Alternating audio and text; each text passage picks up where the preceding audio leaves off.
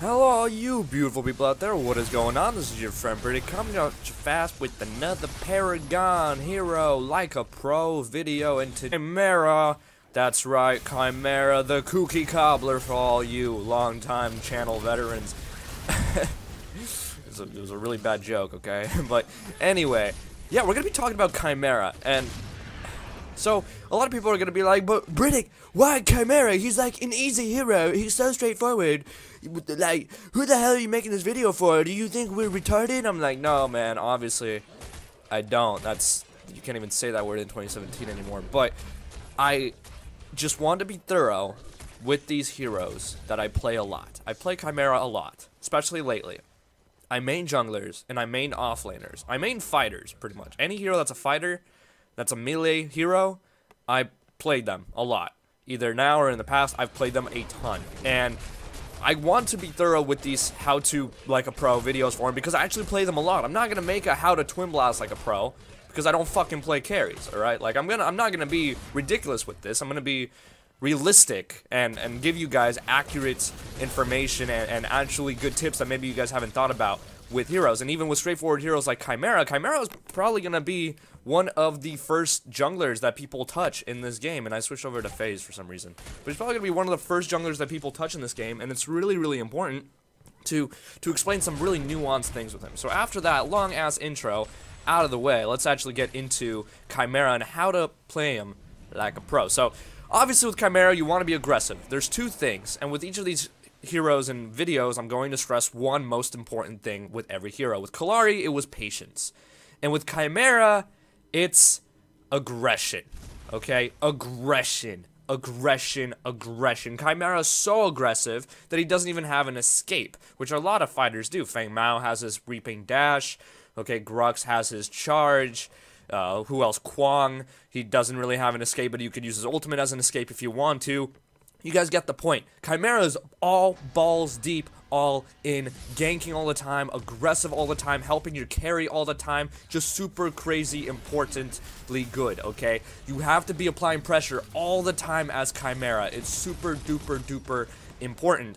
And the second thing is, like you guys are seeing here, apply pressure, but with your team, alright? With your team. If you're playing Khaimera, then you with your team are going to obliterate shit like there. Because my team was around, they were able to secure the kill. If it was just me, I don't know if I would have been able to get that Bellica because her teammate was approaching with some peel.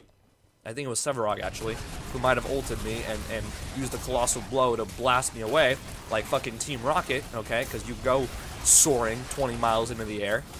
But with my team there, I was able to use my ultimate, lock the hero down for a second, allowing my Bellica to knock up the Bellica, allowing my Revenant to have enough time to kill the Bellica and use his Q, he uses Obliterate to kill her. So you guys see what I mean. You use Khaimera's aggression in combination with your teammates and their abilities. Don't ever just go 1v1ing as Khaimera. Now you can go 1v1ing as Khaimera if you want. It'd be very difficult for the enemy to run away, especially if you have something like Armivore, which will keep refunding your mana so you can just keep ambushing and ambushing and ambushing using that right click or that R1 ability for PS4 players.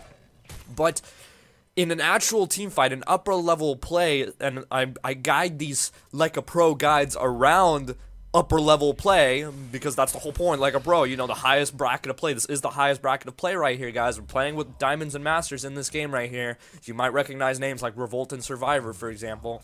So, it's really important that you focus around team fights and building your hero like a team fighter and playing with that team fight mentality, because more often than not, at least in higher level play, the rotation game is super on point, and a one-on-one will quickly turn into a 3v3 at least. So you can't ever just go damage, full-on damage, and expect to nuke someone. You can, but preferably not with Khaimera, who doesn't even have an escape. Right? Khaimera is built to be very, very, very aggressive, to always be there with his team, and to help secure kills with his team alongside him. And now I messed up kind of there, I'm not gonna lie, I kind of messed up, and I was getting the green buff instead of helping my phase over there, which I probably could have helped her, but I was like, you know what, man, I'm gonna get this green buff instead and fight later, because that's just what I do, cause I'm a, I'm a deadbeat Khaimera who goes into the Revolt to kill afterwards, and he gets away with just barely any HP, so Yeah, that was definitely something bad on my part, so don't do that. Always drop camps and always help your teammates. I'm going to actually explain that in my jungling video that I'm going to come out with later. I'm actually going to make videos for a bunch of noob players, really, with new concepts, but also just simple stuff that a lot of advanced players miss out on as well. So that was really just a whole bad interaction right there, and I explained why in hindsight, why that was bad. But that also has nothing to do with, well, actually, you know what? That does have something to do with how to pro like Khaimera, because with Khaimera, like I said, aggression. If you are passively farming the entire game, or you're not being in lanes often, then you're not going to help your team. If you're not going to be joining into team fights often, you're not going to be helping your team. Khaimera is one of the few junglers who, I mean, he can farm pretty quickly, especially once you get Armivore going, okay, which is the card in my Beast build video for Khaimera, for my British build, rather. British build, huh? Rather. And you can just keep on fighting, and you can keep using your Q, keep using your Unleash ability to farm camps very, very quickly and level up quicker than other junglers such as Sevarog, for example. And you want to be fighting a lot as Khaimera. You want to be in a lot of fights because you're a nuisance. You're really annoying to fight. You're really annoying to kill as Khaimera. You have a good amount, a constant stream of slows from your ambush, and you have a nice stun from your ult. And if you just keep on fighting, keep on swinging, keep on leaping, you will never run out of health. And again, that goes back with aggression. Always fight, always hit, always attack, always just fucking go, go, go, go, go. Never stopping, never quitting. Survivor looks like he has full health there, but he doesn't because I just obliterated him. But even when you're caught out, even when you're about to die, even when you're about to just get totally pooped on, you want to keep fighting, want to keep swinging as Khaimera because there's no way out. Okay, the worst kind of Khaimera is a weak and scaredy cat Khaimera.